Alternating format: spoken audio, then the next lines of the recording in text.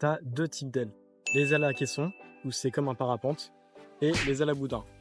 L'aile à caisson, si elle tombe dans l'eau, ça peut être compliqué de la redécoller, car elle n'a pas de structure gonflable rigide. Alors que l'aile à boudin, tu vas la gonfler avec une pompe, donc elle a une structure d'air rigide, ce qui te permet de la redécoller beaucoup plus facilement. Selon la taille de ton aile, tu vas mettre plus ou moins de pression. Plus l'aile est petite, plus tu vas mettre de pression.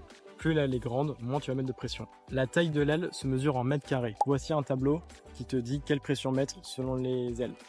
Ça peut varier selon les constructeurs, et aujourd'hui, C'est généralement écrit. sur le boudin, une aile est composée d'un bord d'attaque et de lattes. Tu as également le bord de fuite, les oreilles et les bridages. Un kite se manipule uniquement en touchant le bord d'attaque.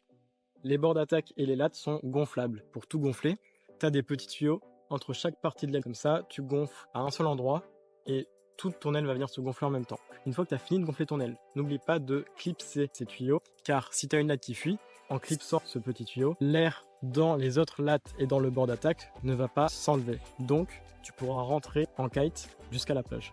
T'as une question? Pose-la en commentaire. Et si tu connais quelqu'un qui veut se mettre au kite, envoie-lui cette vidéo.